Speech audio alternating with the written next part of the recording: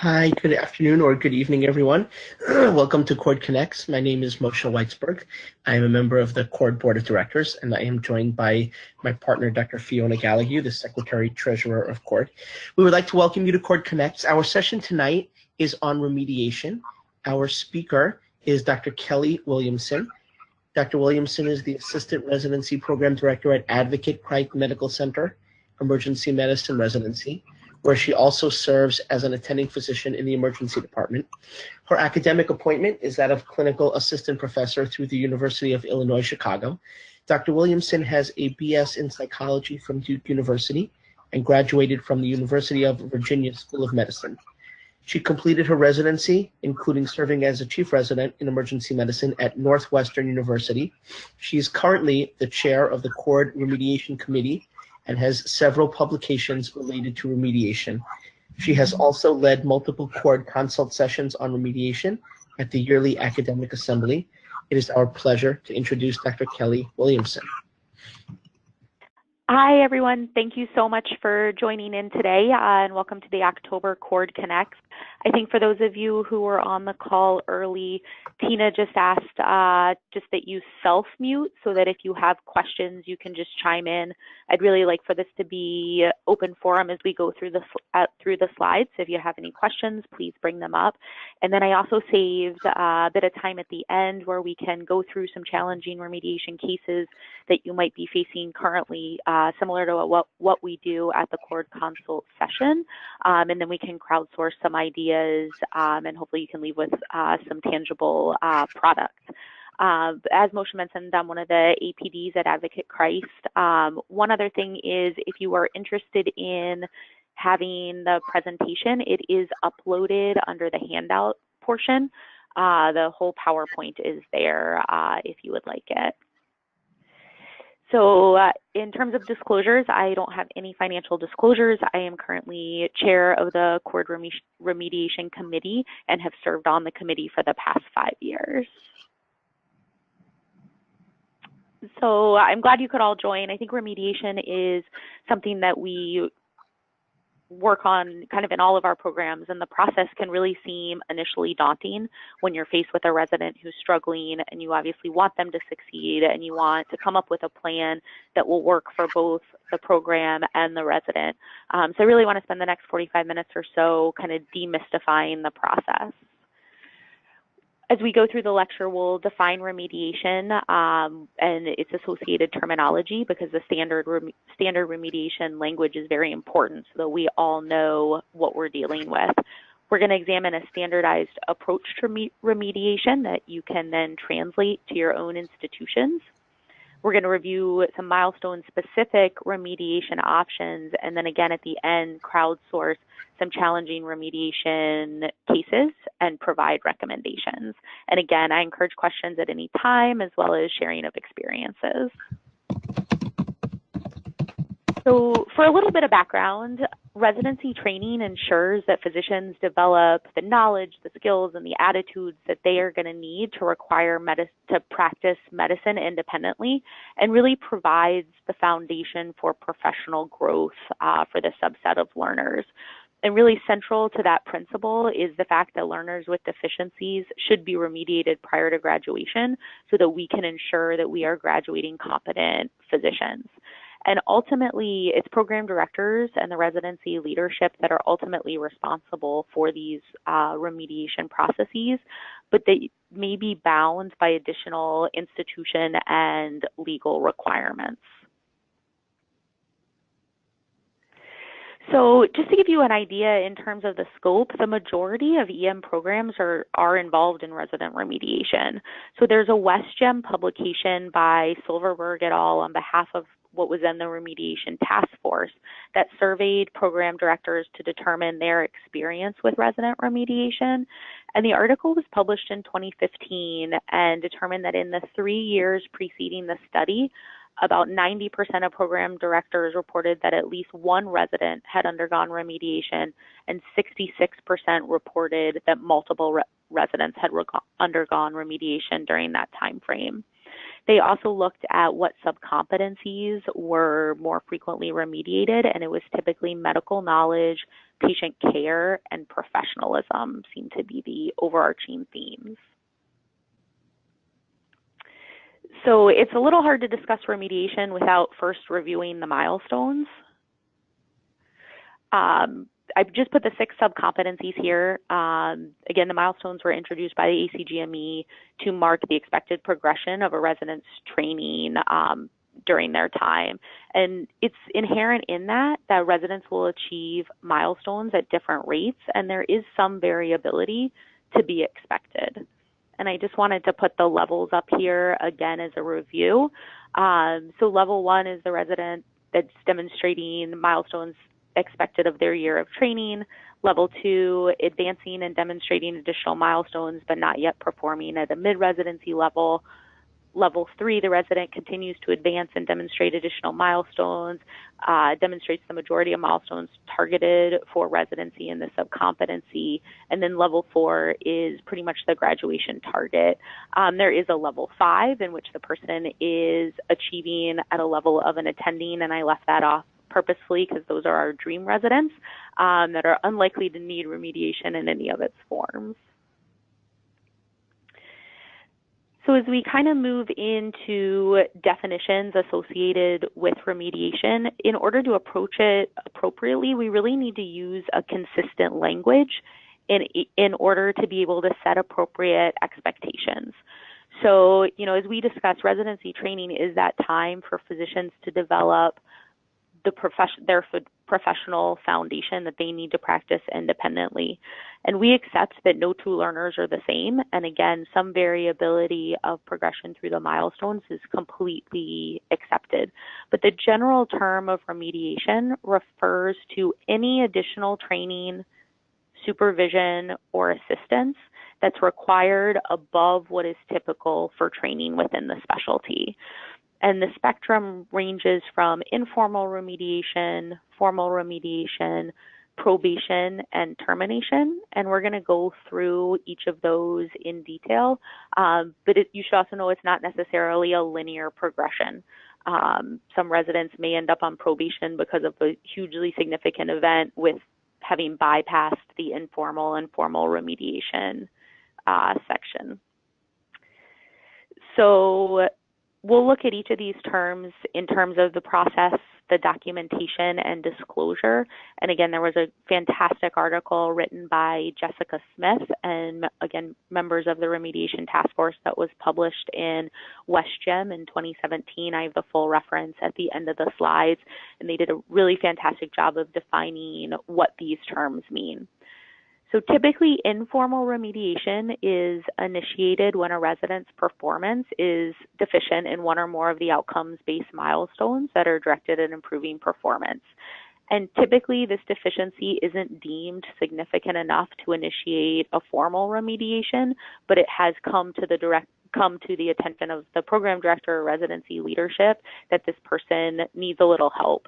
And really, since residents achieve milestones at different levels, informal remediation can be considered part of the normal clinical education for a subset of our learners. In terms of documentation, there are actually several different options in relationship to informal remediation.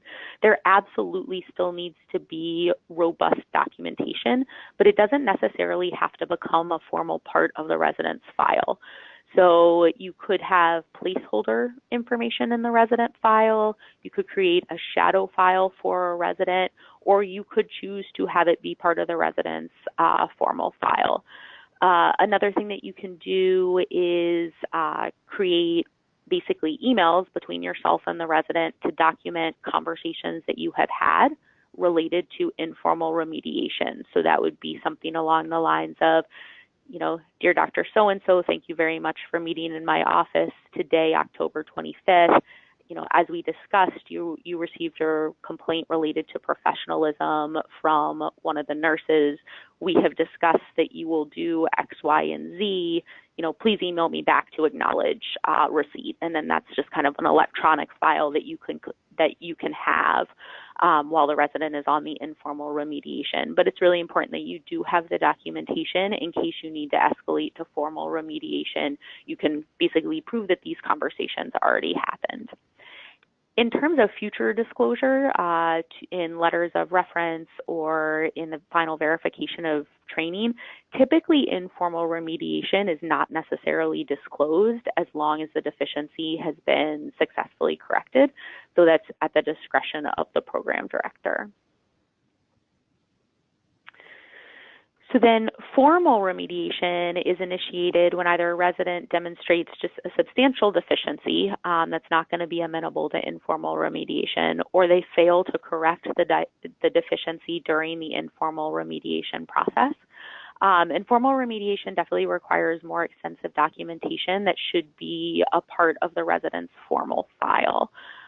Things that need to be documented include the failed informal remediation, if applicable, as well as an updated corrective action plan with expected outcomes and time frame. And once a resident enters formal remediation, the GME office should be notified that this is going on. In terms of disclosure, I would say this is probably the most challenging. Formal remediation does not always have to be disclosed to future employers if the deficiency is corrected and the resident returns to their normal standing. But since this is a little bit of a gray zone, I would recommend talking to the resident about whether or not you think you will need to disclose it up front, and that's where your institution's GME office can also be very helpful. So then probation is kind of considered that last chance to correct unacceptable conduct or performance.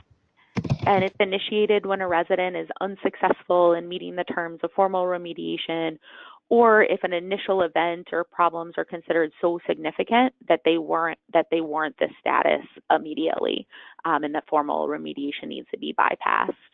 And typically, if a resident, depending on institution guidelines, if a resident's difficulties are significant enough to warrant an extension of their training, the resident will likely need to be placed on probation. But again, it would be important to check with your individual institution on that. Just a side note, in the case of non-promotion, if you think a resident needs to repeat a PGY year, institutions have their own requirements, but it's typically customary to give at least 3 months notice to the resident prior to the end of the academic year. Probation has to be extensively documented in the resident's formal file. You need to record the failed formal remediation efforts and again, update the new plan, the consequences for not meeting that plan, and the time frame. I think in addition to the GME office, if you're going to place a resident on probation, it's also an appropriate time to consult with legal counsel just to make sure that all of the steps are occurring appropriately. And then any probation status must be disclosed in any further letters of reference and in the final verification of training for the resident. And then that final term to discuss is termination, which is the dismissal of the resident from training. And this can either occur for failure to meet the terms outlined in the probationary status or through a substantial deficiency warranting immediate removal from the program. And most of the time in this instance, it's likely a violation of an institutional policy or protocol that's significant enough to warrant termination. Obviously, in this case, if you are terminating a resident from the program, the documentation is essential. The GME office, HR, legal counsel all need to be involved to ensure due process, both for the program as well as for the resident. And termination would clearly need to be reported in any further inquiries about the resident. Before we move on, are there any questions that kind of relate to the definitions of remediation?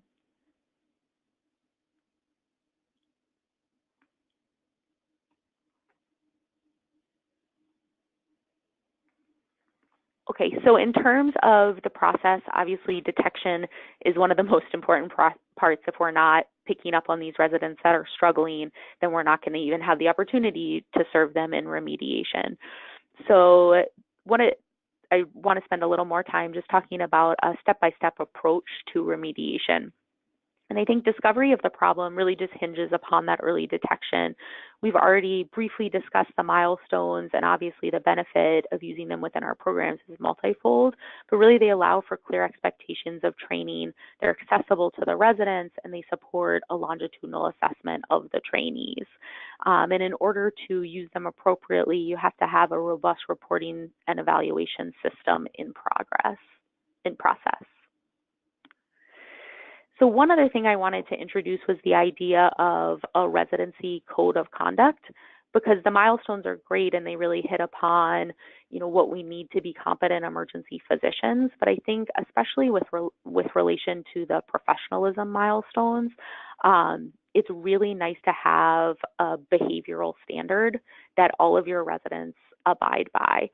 And it can be developed by the residency program. You can have input from the residents when developing it, and then it can be signed by all of the interns during their orientation. That's a great time where you can really focus on that standard of behavior without the distraction of clinical service. And again, professionalism can be a particularly challenging subcompetency to remediate. So it's nice to know kind of what your program stands for, what behaviors are acceptable and what are not. And this is when you can also weave in some of your institutional policies, such as those that relate to social media, which is one that comes up fairly frequently. So in terms of detection of issues by faculty, there are typically two primary methods. The first is just a single critical event that's so substantial that it warrants immediate attention. But more commonly, it's a series of less serious incidents that result in identification of a pattern of behavior. And since early detection is so key to successful remediation, faculty should be encouraged to describe in writing any behaviors that do not meet expectations.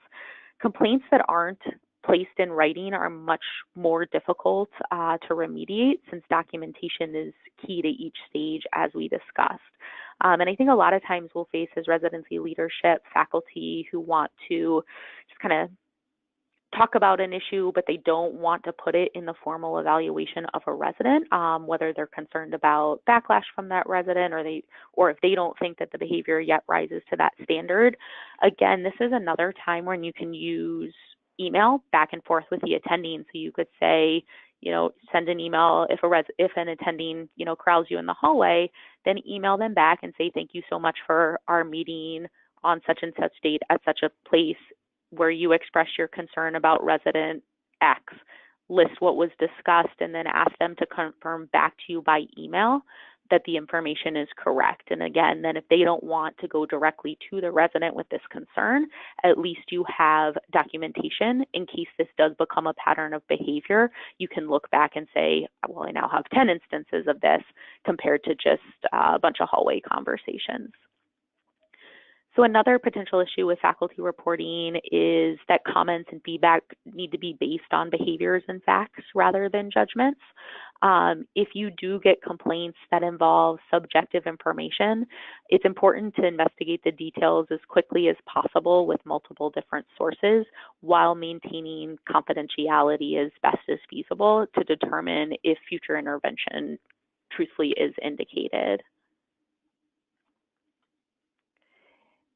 I think the CCC has become really valuable with remediation. It's kind of become an essential component within this GME structure because it allows for a more standard and consistent approach to resident evaluation. It also, since it provides a committee discussion and consensus, can help minimize the perception of bias on the part of the program director. So when then you're meeting with the resident, you have basically a body that's supporting you in this decision that the resident needs remediation. So it's much harder for them to fall back on the so-and-so program director just doesn't like me when it's truly a consensus decision. So there's some guiding principles for the process that can basically to employ once the need for resident remediation has been determined. And the first is actually to determine that the problem is likely amenable to remediation, and if so, to create objective and achievable goals. It's really important that remediation is consistent within the program, and then maintaining adherence to the plans, as well as setting a timeline for resolution and consequences if these steps are not met. And again, while the GME office needs to be notified in the case of formal remediation, probation, and termination, I would consider involving them early, even in the case of informal remediation or slower progression through the milestones, because they may have additional resources that you might not either know about in your institution or have access to otherwise, including communication courses, neuropsychiatric testing, and employee assistant programs that can become really valuable to the residents going through this process. And they will also be the most familiar with the documentation that's required at your particular institution. And we kind of talked about confidentiality as being important, and it definitely should be maintained whenever possible, but it is important to involve the appropriate faculty and chief residents as needed and educate them on the role that they can have in a specific remediation plan. So while you want to limit any gossiping about the resident that's not living up to expectations, involving key individuals can be very helpful. In terms of meeting with the resident, anytime the resident is going to be put on any remediation plan, including informal remediation, the program director or representative from the residency leadership needs to meet with this resident in person. And I strongly, strongly suggest that you have an observer present for all of these conversations. It can be a neutral third party, it can be your coordinator, but just someone that is also basically in the room observing what's going on in case there are any legal concerns on behalf of the resident later. Another option in terms of the observer is to have the resident choose a faculty advocate. So again, this could be one of their mentors, this could be a faculty member that they have bonded with, and allowing them to be that third-party observer increases buy-in on behalf of the resident because they feel like they've been given some control back in the process. During this meeting, it's also important to attempt to identify any contributing and confounding issues, and I would definitely suggest for any resident that's achieving their milestones at an unexpected level to screen for substance abuse and impairment is really important at every level.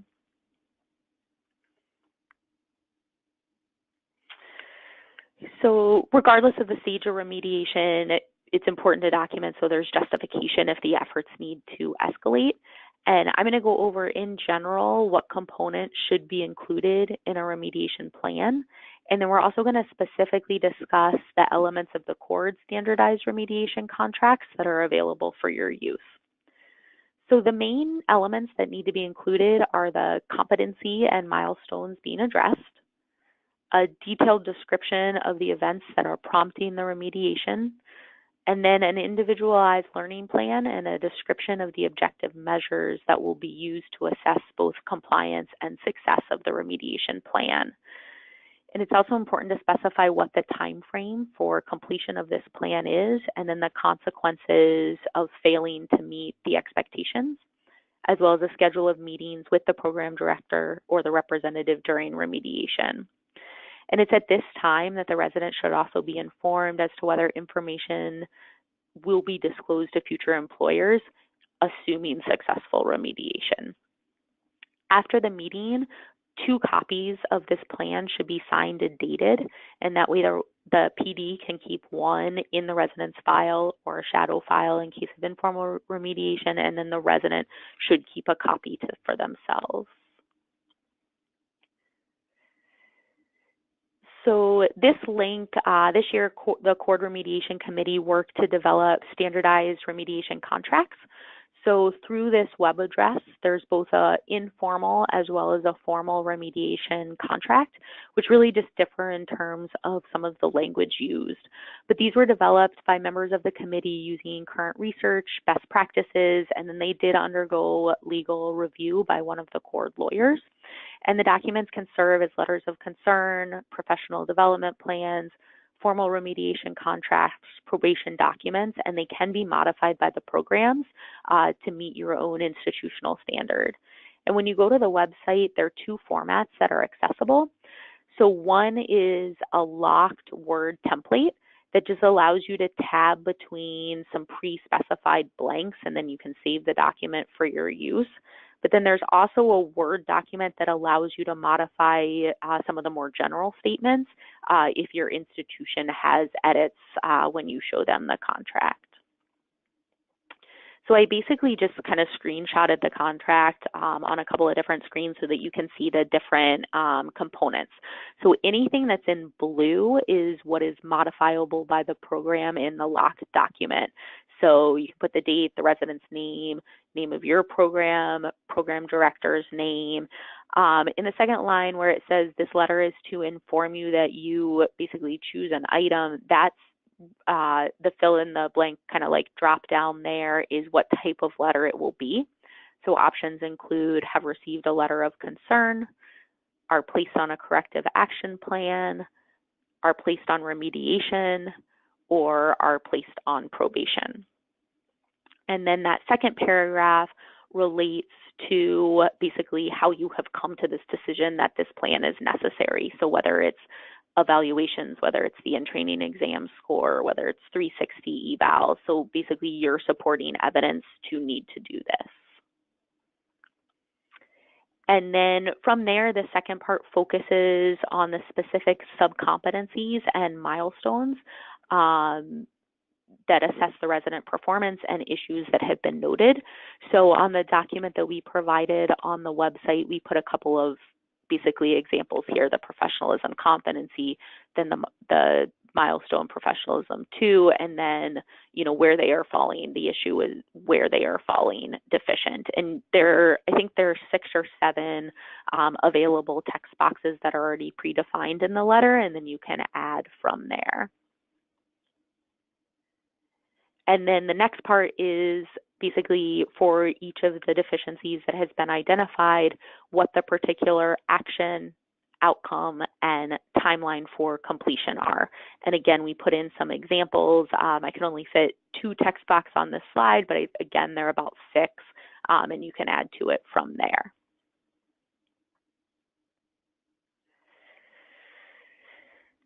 So then basically this portion addresses overall outcomes, and the second paragraph refers to disclosure. So where it says if each of these above items are successfully remediated, this letter will choose an item, and your options are remain in the local residency file until graduation and then be destroyed, remain in the local residency file unless additional remediation is warranted, and in that case it will be forwarded to the GME office, or be maintained by both the residency and the GME office.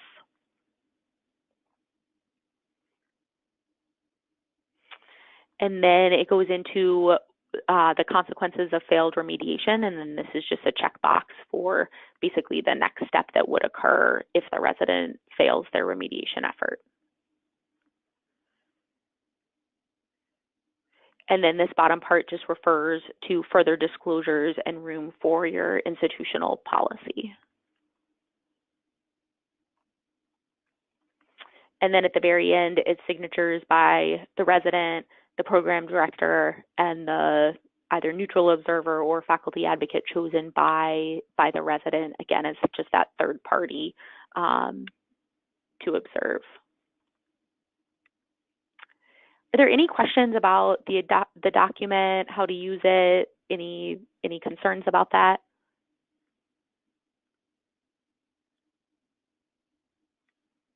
Okay, so in terms of monitoring, milestone assessment of residents can be a little challenging at times because there aren't a ton of validated tools to use in the assessment. So monitoring really does need to be case and competency specific. And may be related to the original identification method. So for example, if it was nursing complaints that led to concerns about interpersonal communication on behalf of the residents, that might best be assessed or monitored by ongoing 360 evals. When a resident is on a formal remediation plan or probation, the ACGME requires at least a quarterly reassessment of progress, but I really suggest that this needs to be at least every 4 to 6 weeks because the time for EM training is really short. You don't want 3 months to go by before you realize that things maybe aren't going according to plan.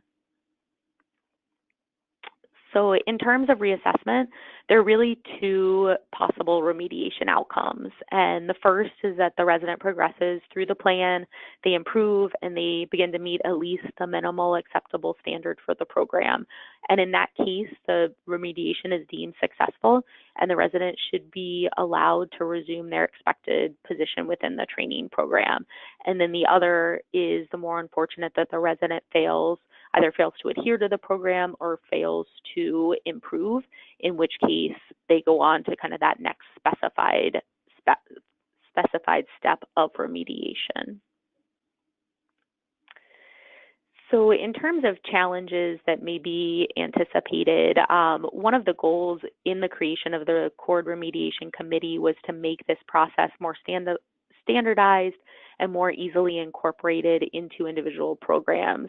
But there are always challenges, and EM program directors report an 8.8% failure rate for their efforts that result in either escalation of effort or probation and termination.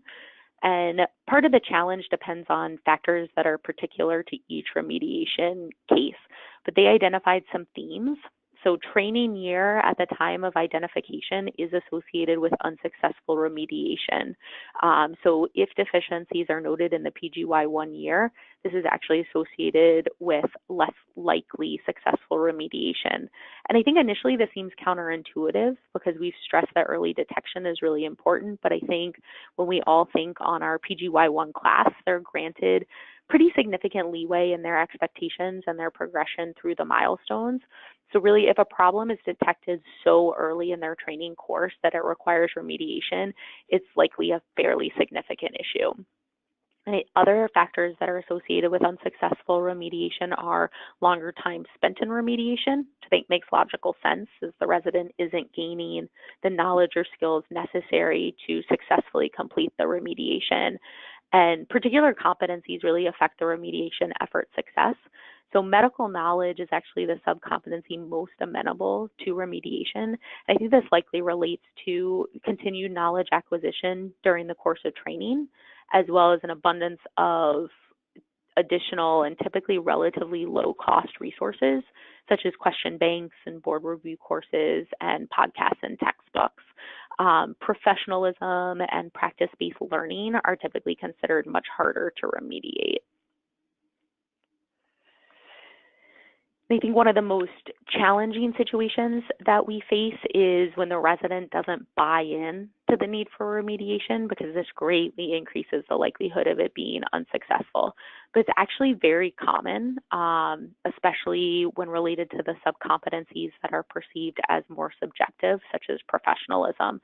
And again, this is where the standardized approach with a clear and consistent message with a lot of supporting documentation and corroboration can be helpful. So we also discussed about having the resident pick their advocate early to give them some control back in the process. And then other ideas, if the resident remains resistant, sometimes reflective writing or giving the resident the final verification of training form and asking them to fill it out. You know, if you were me filling this out on you with the information that I have at this time, how would you fill it out? And sometimes that can trigger something in the resident that they maybe didn't see otherwise, or they're feeling defensive about constructive criticism that they've received. And I think peer and chief feedback can also be helpful. They may feel that the residency leadership is kind of ganging up on them, but when you get feedback from your peers or from your chief, sometimes that hits a different chord. There's a question about what's the difference between non-renewal of contract and non-promotion. So non-promotion is that the resident basically repeats a PG year. So your PGY 1 is not promoted to PGY 2 level. They're still in the program, but they repeat their PGY 1 year. And then non-renewal of contract is that they are not invited back, period, in any form. Does that make any follow-up question on that one? No, thank you very much. Okay. So I think, you know, one thing that we all worry about are the legal considerations that are associated with remediation. And residents are really in a unique position because they're both hospital employees and learners at the same time. So the ACGME has a policy related to remediation that requires institutions provide residents with due process in the case of suspension, non-renewal of contract, non-promotion, or termination. And again, the thing that can really protect you from the legal perspective is the appropriate documentation of all phases of remediation, adherence to a standard policy, use of consistent language, and then involvement of the appropriate entities such as your institution's GME office, as well as a lawyer, depending on the stage of remediation, to really limit the legal liability.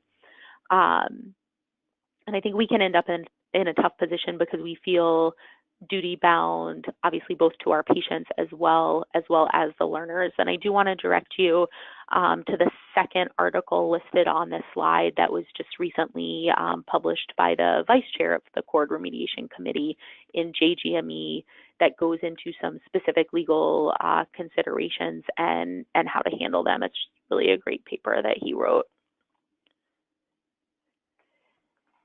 I wanted to see if there are any other questions up until this point. Otherwise, we're going to move into kind of some specific remediation ideas and also see if anyone wants to bring basically any consults to the table. But this slide is just how to request a consult.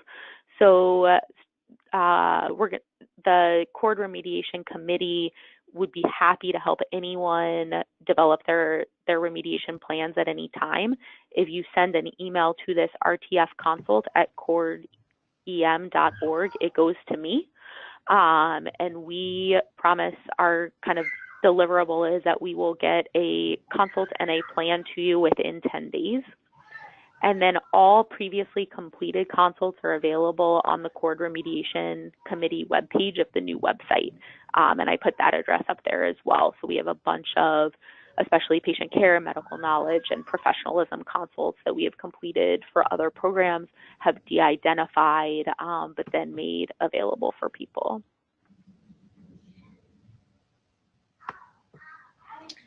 So Kelly, just before you move on, there is one other question up on the board from Brett Todd. And the question is, should HR be brought in at the same time as legal? I think so. I think at least at that probation status. So not HR doesn't necessarily have to be brought in for formal remediation, but I think by the time you're at the probationary status, it's a good idea. I think, to be honest, especially if you're not fully familiar with your institution policies, to bring the GME office in early, they also may have specific ideas as to when to involve HR. And I think a lot of us also have a sense of, at least somewhat of a sense of how these remediation conversations are going to go over with the residents. Again, the residents are probably going to be more amenable to medical knowledge remediation ideas than they are about professionalism. So part of it may depend on the subcompetency and your feeling about how the resident is going to react. I mean, we've brought in residents more for informal remediation who immediately say, I'm going to consult with a lawyer. And I can't say we were surprised to hear that from the resident, given the things that, you know, we knew about the resident. So I think some of it depends on that, but at the least, I think for probationary status, and then absolutely for termination. Can I also chip in? It may also very much depend on your own institution. So like at our institution, when we get to that point, we send it to our GME office, who also sends it to the Attorney General's office as part of the process. So I don't necessarily bring in legal to the room, but they're involved with all those remediations. So it really depends on your institution, I think. Absolutely, and that's where the GME office is invaluable because they're involved in this across all of the programs. So they should be very, very familiar with your institution requirements.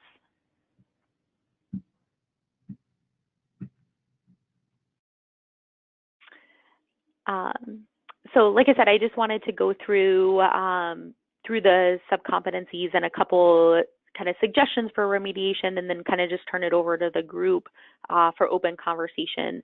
But medical knowledge is actually one of the most common deficiencies, though residents requiring remediation in medical knowledge rarely have a medical knowledge deficiency alone, because it's difficult to deliver appropriate care in this setting, so the two are typically linked together. The in-training exam is considered the gold standard assessment tool, and a score of less than the 30th percentile reflects a significant deficiency. And the ITE is one of our true validated assessment tools for a milestone, but it's limited because it's only administered one time a year, and the delay in the scores are almost to the end of that PGY year. So something else that programs can use are poor clinical evaluations by faculty should be a trigger to alert the program to evaluate a resident for an underlying medical knowledge deficiency. And then when you do have a resident with a medical knowledge deficiency, it's a benefit for the program to evaluate the deficiency to determine its etiology, because it can really encompass recall, processing, time management, or neuropsychiatric issues. And the GME office at your institution can be very helpful in providing both testing resources and sometimes even management classes. The good news about medical knowledge deficiencies is they're actually very amenable to remediation. As we said, there's a great availability of question banks and textbooks and board review courses. And simulation and running oral boards cases with a resident can also have a lot of utility in this instance. So then patient care is one of the most comprehensive competencies to assess, and likely the one that we get the most feedback on, given end of shift evaluations, faculty evals, CCC meetings, 360 reports from peers and nursing staff. And the majority of training does revolve around the delivery of patient care. So there are numerous methods that are appropriate to remediate patient care deficiencies. And this can be direct observation of encounters with faculty feedback, simulation cases that target areas of weakness. So like multitasking is hugely amenable to simulation. The use of oral boards cases and triple cases, procedure labs, targeted elective time to areas of deficiency, and then role modeling of appropriate behavior by either senior residents or faculty physicians. And then I linked professionalism and interpersonal and communication skills together because they're really two that are more difficult to remediate, because they often represent innate characteristics to the resident, and that can obviously lead to them being more resistant to change. But there's some great resources available, and I do want to direct you to a JGME paper published by Dr. Regan and some other members of the Remediation Task Force that highlights both the challenges and potential solutions associated with remediation of these subcompetencies. And they really go through kind of each subcompetency and what you might expect and some methods that might be successful. And particular strategies include mentorship, role modeling of appropriate behavior, self-reflection and writing exercises. It's hugely important in all aspects, but especially with professionalism issues, to evaluate for impairment, multi-source feedback, patient case logs with analysis on care issues, simulation, and then courses that relate to conflict management and communication. And then the final two, also somewhat challenging, systems-based practice and practice-based learning and improvement. They've actually done studies of internal medicine residents and pediatric residents feel least trained in these areas. Helpful strategies for remediation include follow-up case logs, use of patient safety checklists, multidisciplinary team simulations, involvement in quality improvement projects, and critical literature appraisal under faculty guidance.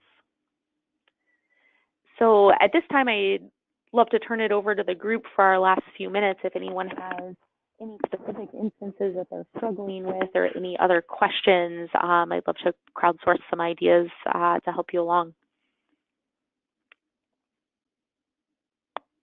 Okay, if anyone has any questions, you can certainly unmute your mic and feel free to go ahead.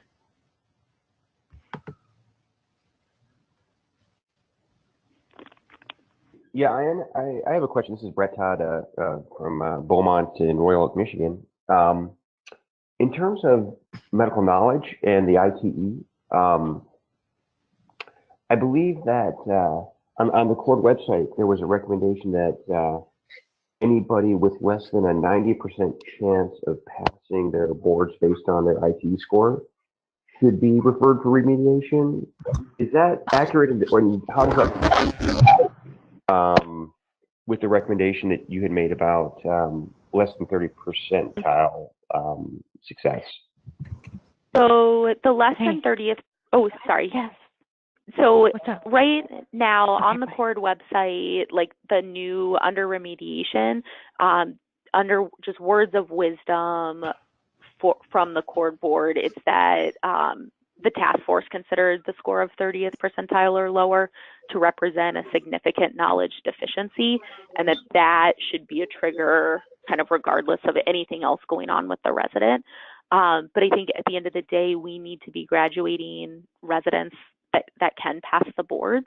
So I'm not, to be honest, and I don't know, Moshe, you might know where that 90% came from, but I would say at least an additional reading plan or informal remediation for any resident that you have concern might not pass the boards is appropriate.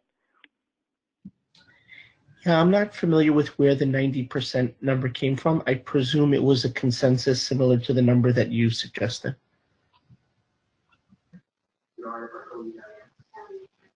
I can tell you, like for our residents here, we don't use a specific cutoff, but we use any resident who downtrends from PGY year, or who is in, or who shows, I think around 85 to 90% chance of passing. We buy them Rosh review and schedule out a study plan for them, just because obviously they have to pass their boards to practice. So anyone that we're concerned about, that's kind of our intermediary step. And to follow up on that, how involved do you have the resident in coming up with that that study plan? Do you prescribe it entirely, or are they allowed to weigh in on the kind of resources they prefer and the timeline, et cetera? So we typically get a lot of buy-in from the residents as to that plan, just because different residents learn in different ways. So I could prescribe a reading plan out of, one of the EM textbooks that you have to read a chapter a week and you have to summarize it and get back to me. But if that's not how a resident learns or retains information, then that won't be as valuable. If they're like a question bank person and they need to see the answers and go through that, then just reading a textbook won't be helpful. So we get a lot of resident buy-in for the medical knowledge remediation. And I think, again, one of the benefits of medical knowledge remediation is that the residents seem more, they're used to being good test takers and they're used to succeeding. So they seem to take a lot more initiative with the medical knowledge remediation than, again, one that maybe relates to professionalism or what they might perceive as a attack on their character. So they're normally very proactive in helping determine their reading plan and their remediation plan for medical knowledge is what we found.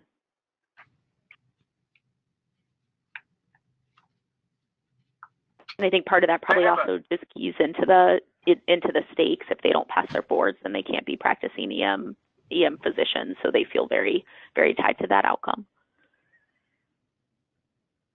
Thank you. I have a comment and a suggestion. This is Chris Toady. My comment is, and I've heard several people say this, so I can't attest to the veracity of it other than people that I trust and should know. Several people have said this, is there really have not been a lot of successful cases of residents suing in a civil court to keep their job if the university, the GME, and the program director all agree that the resident should not be renewed or their residency should be extended. So I think that's something that we always worry about, but in actuality, it doesn't seem to happen very often, according to several DIOs that I know. I think where you're likely to fail and where I have seen programs sort of get pushed back on is by not having the proper documentation, which is something that Kelly talked about multiple times, is really documenting, this deficit, and that you've tried and you had plans and they bought into the plan, or at least they were aware of the plan, and it was tried multiple times. And I've certainly seen a lot of programs get an adverse decision by GME or by the DIO or by institutional committees that adjudicated this appeal. But I just am not aware of a lot of places that have lost in the court system. And the second thing is that I do recommend that people create a letter of what, if the resident stays and goes through remediation and does well and graduates the program, people create a letter of what is going to be said. And that helps for two reasons. One, the resident knows exactly what is going to be said in the future when this comes up on future verifications. And two, if you change program directors, for instance, when I came to a new program 6 years ago and did not know the residents there previously, it is very clear for the new program director. It would have been nice for there to be something in the file that I knew exactly what the problem was. There was like a summary that the resident knows what it says, and then that goes out with future verifications. So anyway, it's a long comment, but two things that I think have been helpful over my tenure. So Chris, I did do a lit search a few years back about sort of this type of what our legal ramifications are, and it's true that rarely is a lawsuit successful against program directors who terminate residents, because essentially most court of laws will recognize that we are more knowledgeable about what makes a good doctor. But the lawsuits that have been lost are related to sort of not just documentation, but a concern that there was a malicious intent by the program director. Yeah. And I think whenever you put yourself in a position where you are the only one, where you're the only one who is meeting with the resident, and you are the only one whose comments are represented, that puts you in a position where that can look like that. And so when Kelly talks a little bit about sending those emails back for those hallway conversations to faculty, those types of documentations, the more documentation, the better. It makes it very clear that this is not a single opinion or a single malicious intent. That's a wonderful clarification. Okay, so there's a question up on the board which says, do you routinely perform a learning assessment for residents in remediation to ensure you are providing a plan best suited to their learning style? Yeah, I think that's an excellent question. And I can't say that we always do. And talking with other people, not necessarily, but I think it can be of huge benefit. And this kind of ties into, we were talking about medical knowledge. You can prescribe something that you think is going to work, and if it doesn't work for how that resident learns, then you've kind of missed the boat. And we talked about it a little in relation to identifying kind of contributing factors and what the underlying issue is. I think we talked about it in terms of medical knowledge and patient care as to whether is it a multitasking issue, is it processing, is it recall? And a lot of times the GME office will have resources or neuropsychiatric testing that the residents can go through to kind of help hash that out and help determine an appropriate plan. So we don't always use it, but we do have it available at our institution, and it has been helpful the times that we have. There's also something, there's a program, it's CAE, which is like an online learning assessment program as well. If your institution doesn't have something available, and it's just, again, an assessment of how people learn the best and solutions that you can offer. But that's a multi-industry one. And then there was another question, I think, about whether you offer asynchronous hours for students, for residents who are on learning plans or remediation. We do not, because we personally, and again, I'm only speaking for my program, we expect our residents to meet a minimum standard, and if they are not meeting that, then they need to be putting the additional time in to do so. So obviously, while still following anything with duty hours, if we're going to do like shadow shifts or additional time in any way, we'll still obviously follow duty hours, but things like additional reading plans or meeting with faculty to go over cases, we do not offer any type of asynchronous credit for that.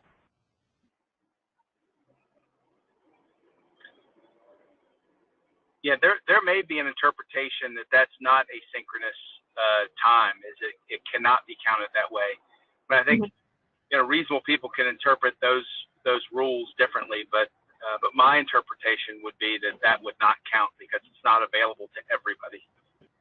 And I think if you're a program that's already using asynchronous learning in another fashion too, you'll run into limits of what the percentile that can be asynchronous can be. I agree with you guys as well. I think that, one of the ACGME requirements, right, is that it has to be available to everyone. And so I think that would violate the ACGME rules.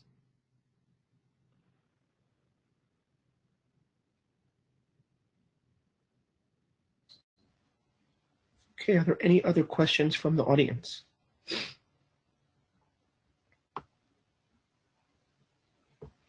Okay, there's one more question up here. Let me see if I can get this for you. So the question says, do you ever create specialized evaluation tools for residents to have filled out while working with clinical faculty in the ED?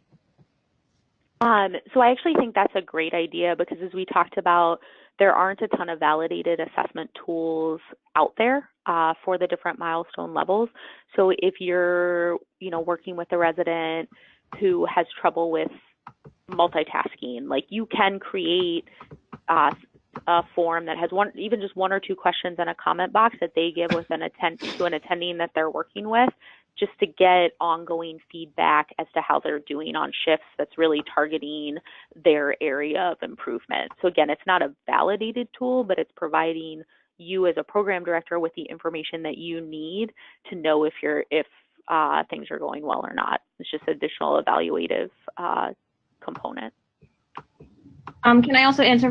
This is Fiona Kelly. We do. If we have a specific issue, I think it's helpful to create a specific milestone, like shift for residents with specific issues. And not only that, but we show them to the resident. We ask them if they have any input, any thoughts. So it gives them some measure of control of this is what you're going to be evaluated on for the next 2 or 3 months by each faculty member that you're working with. It helps. Yeah, and I would just add that on the resources website that Kelly showed us earlier, there are SDOTs that have been created that may be helpful to be used for this purpose as well.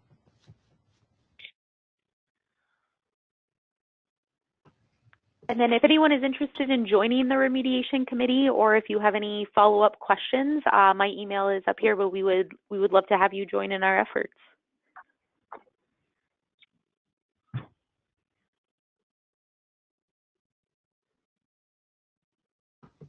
Okay, thank you so very much, Dr. Williamson, for such a very informative presentation on an important topic to all of us. Thank you, everybody, for joining. Our next Cord Connect session is currently scheduled for November 29th. Keep an eye on your email for more information. We are looking forward to having you join us there. Everyone have a wonderful evening. Thank you so much. Thank you.